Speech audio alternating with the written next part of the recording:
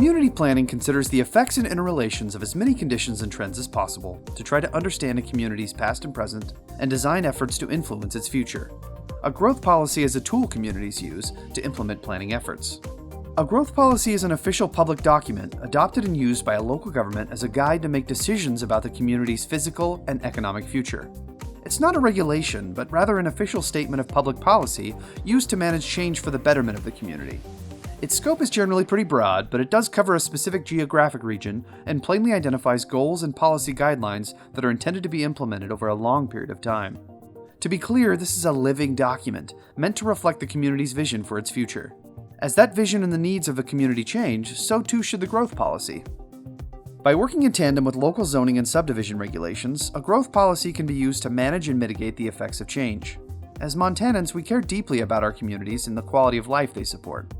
A growth policy is a vital cog in community planning and a tool to help manage change in all its forms. So, what are some benefits of community planning and adopting a growth policy? It often inspires investments in public facilities as well as private businesses and industries to encourage economic growth and sustainability. It helps make communities safer and healthier by encouraging well-designed streets, protecting water quality, and deterring development in unsuitable areas. It preserves communities' historic, cultural, scenic, and natural features to the benefit of local residents, the region, and the state.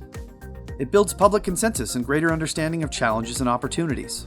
It promotes affordable housing for individuals of all abilities and incomes. It identifies growth patterns that minimize infrastructure costs and maximizes land uses and development opportunities. It maintains values of properties by preventing nearby incompatible uses and planning for compatible uses.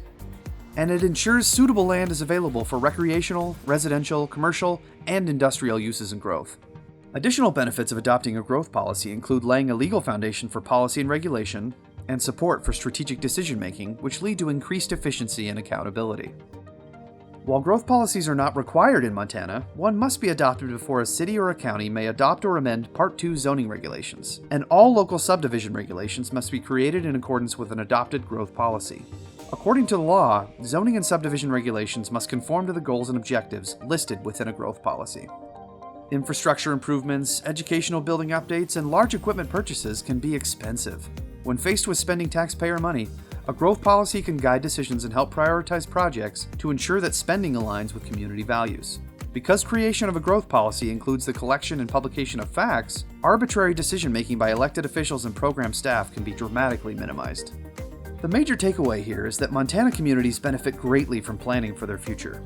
Creating a growth policy connects a community vision for the future with actionable, real-world policy and projects, which ultimately shape the identity of a community. And because everyone plays a role in the creation and maintenance of a community's growth policy, it should truly represent a shared vision. Considering the incalculable benefits and impacts, financial, operational, and cultural, there is no doubt a growth policy is a critical guide for steering community decisions. For more information regarding community planning and growth policies, visit comdev.mt.gov, where you'll find additional videos, information about statutes, a quick reference guide, information about possible funding sources to assist your community with planning, and contacts within the Department of Commerce Community Technical Assistance Program.